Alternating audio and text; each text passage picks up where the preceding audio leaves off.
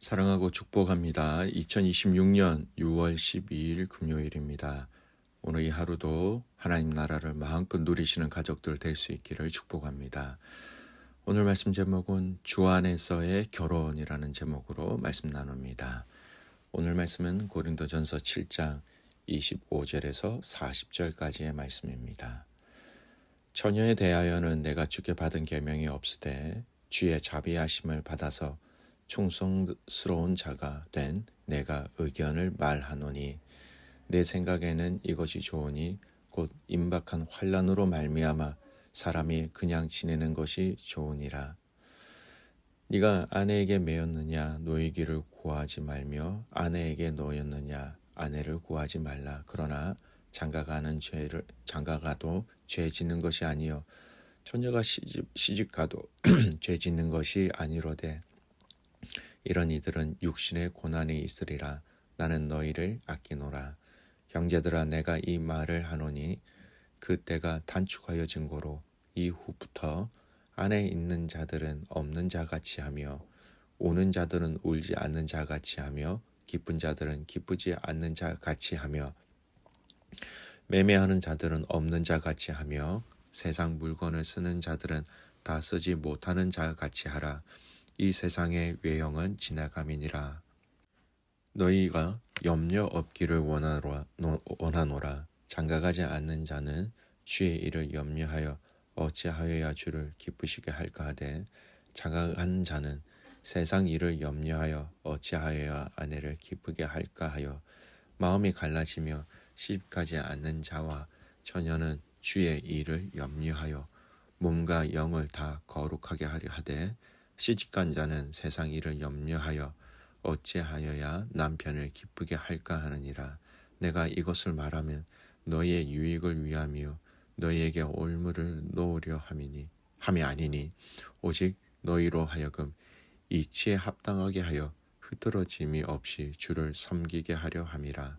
그러므로 만일 누가 자기의 약혼녀에 대한 행동이 합당하지 못한 줄로 생각할 때에 그 약혼녀의 홍기도 지나고 그같이 할 필요가 있거든 원하는 대로 하라.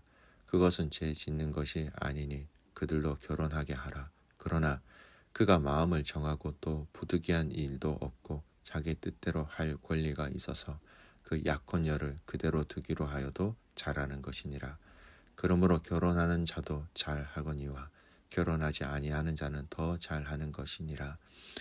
아내는 그 남편이 살아있는 동안에 묘에 있다가 남편이 죽으면 자유로워 자기 뜻대로 시집갈 것이나 주 안에서만 할 것이니라.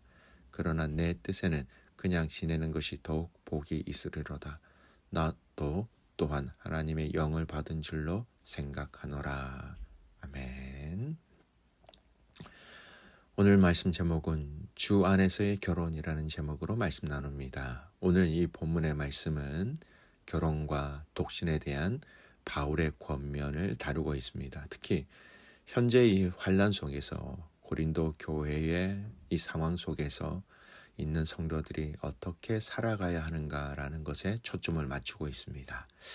자, 먼저 25절에서 28절 내용을 보면 처녀와 결혼하지 아니한 자에 대한 권면을 얘기합니다. 바울은 먼저 처녀들에 대해서 얘기하지요. 여기서 처녀란 단순히 여성만이 아니라 결혼하지 않는 사람을 포함하는 의미로 해석할 수 있을 것 같아요. 바울은 이것이 주님의 직접적인 명령은 아니지만 주께 받은 긍휼로 신뢰할 만한 의견을 제시한다라고 얘기하면서 얘기하죠. 내용은요. 현재의 어려운 상황, 어떤 환난이나 고난을 고려하면 현재 상태를 유지하는 것이 좋다라고 얘기합니다. 결혼한 사람은 배우자와 헤어지려고 하지 말고 미혼자는 반드시 결혼해야 하는 것은 아니다. 그러나 결혼한다고 해서 죄를 짓는 것은 아니다라고 얘기합니다. 여러분 이 말은 바울은 결혼을 낮게 평가하는 것이 아닙니다. 오히려 결혼도 하나님의 선물이지만 당시의 박해와 어려움을 고려할 때 신앙에 집중할 수 있는 길을 권하고 있는 것입니다. 그러면서 29절에서 31절까지의 말씀에 보면 세상의 것에 매이지 말라라고 아주 중요한 원리를 제시합니다. 그리스도의 재림을 기다리는 성도는 이 세상의 것이 영원하지 않다라는 것을 기억해야 한다라는 겁니다. 바울이 강조하는 것은 안에 있는 자는 없는 자같이 하고 우는 자는 울지 않는 자같이 하고 기쁜 자는 기쁘지 않는 자같이 하고 물건을 사는 자는 없는 자같이 하라. 이는 책임을 버리라라는 뜻이 아닙니다.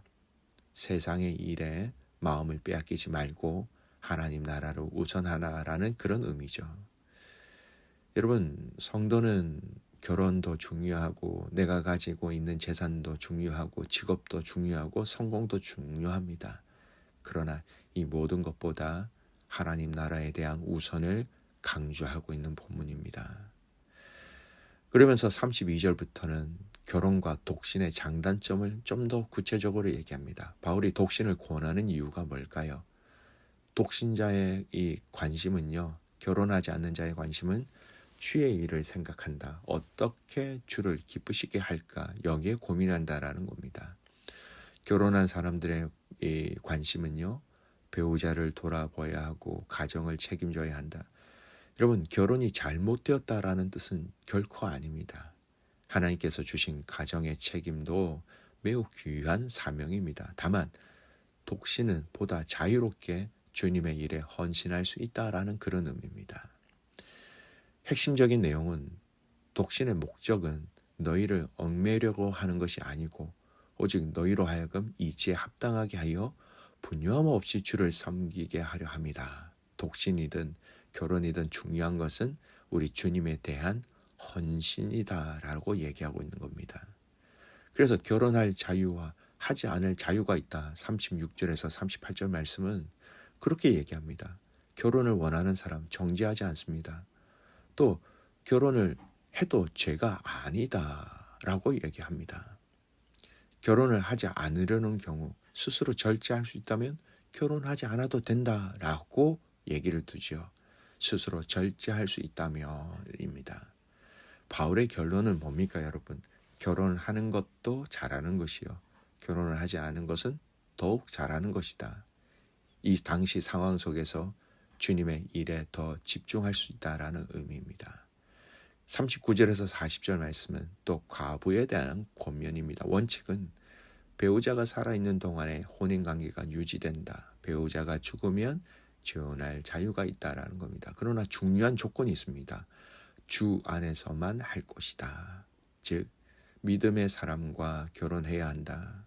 바울의 개인적 판단이지만 바울은 과부가 재혼하지 않고 지내는 것이 더 복되다라고 얘기합니다.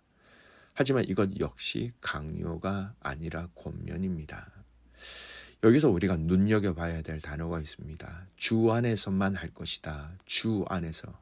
여러분 헬라어로 엔 퀴리오라는 단어입니다. 퀴리오, 주라는 말이죠. 바울 서신에 보면 매우 자주 등장하는 표현입니다. 예를 들면 주 안에서 기뻐하라, 주 안에서 굳게 서라, 주 안에서 사랑하는 자.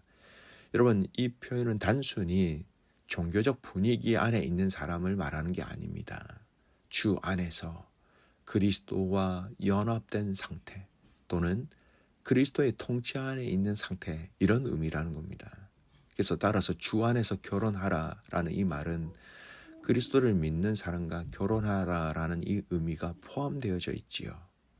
믿는 자와 믿는 자의 그 결혼, 결국 역사적으로 교회가 신자와 신자의 결혼을 중요하게 생기는 근거가 바로 여기 있다라는 겁니다.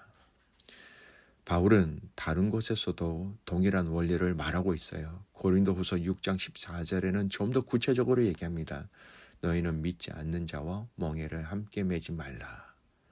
농부가 두 마리 소를 한 멍에 묶어 밭을 갈 때에 한 마리는 동쪽으로 가고 한 마리는 서쪽으로 가고 밭을 제대로 갈 수 없지요. 결혼은 가장 깊은 동행이기 때문에 신앙의 방향이 다르면 결국 많은 갈등이 생길 수 있다는 겁니다. 여러분 단순히 교인이냐 아니냐의 문제가 아닙니다. 더 깊이 생각해 보면 주 안에서는 단순히 세례받은 사람이 아니냐 그 문제가 아닙니다. 예수님이 삶의 주인이신가라는 걸 묻는 거예요. 형식적으로 교회 다녀도 삶의 목적이 세상에 있다면 실질적으로는 주 안에서의 결혼이 아닐 수 있습니다. 반대로 두 사람이 함께 하나님을 사랑하고 하나님의 말씀을 따르고 하나님 나라를 우선한다면 그것이 진정한 의미의 주 안에서의 결혼이 된다라는 것입니다. 성경 전체가 말하고 있는 결혼의 목적이 무엇입니까? 성경은 결혼을 단순한 사랑의 완성이 아니라 언약 공동체로 봅니다. 특히 에베소서 5장에서는 바울은 남편과 아내의 관계를 그리스도와 교회의 관계로 설명하는 것을 쉽게 이해할 수 있는 겁니다. 결혼은 함께 하나님을 예배하고 함께 하나님의 나라를 세우고 함께 거룩함을 추구하는 영적 동력의 관계라는 겁니다. 그래서 주 안에서만이라는 말은 같은 주인을 섬기는 사람과 결혼하라라는 말입니다. 여러분, 이미 여러분이 결혼하셨다면 여러분의 결혼 생활, 이 가정이 같은 주님을 향하여 함께 달려가기 위한 그 목적에 부합하고 있느냐, 반응하고 있느냐라는 것을 점검하십시오. 아직 결혼을 하지 않았다면 여러분 주 안에서라는 이 의미, 같은 주인을 섬기는 사람이라는 것을 마음에 품고 그렇게 기도하며 준비하셔야 될 것 같습니다. 아름다운 가정, 우리에게 허락하신 가정입니다. 이 가정 안에서 하나님의 풍성한 사랑과 은혜와 하나님 나라의 비밀을 마음껏 누리시고 체험하는 복된 가족들 될 수 있기를 주님의 이름으로 축복합니다. 아멘. 기도하겠습니다. 살아계신 하나님 아버지, 감사와 찬송과 영광을 올려드립니다. 주님을 알고 주님을 사랑하고 주님을 신뢰하는 믿음의 성도들이 하나님께서 허락하신 이 가정 안에서 결혼을 통한 세워진 이 가정 안에서 그 아름다운 결혼의 가정의 사명을 감당할 수 있도록 축복하여 주시옵소서. 하나님 나라의 영광과 그리스도의 은혜를 함께 세워가는 그런 목적을 함께 감당할 수 있는 귀한 부부와 가정과 공동체가 되게 하여 주시옵소서. 주님과 함께 동역하는 것, 믿음의 가족들과 함께 동역하며 이 일을 감당할 수 있도록 축복하여 주시옵소서.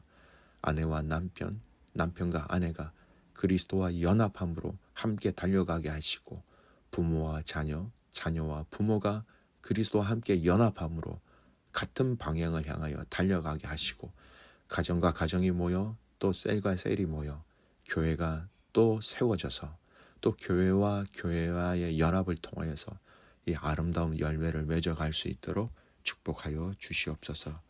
그렇게 하시 그 주님을 신뢰하며 살아서 역사하시는 예수 그리스도의 이름으로 감사하며 기도드리옵나이다.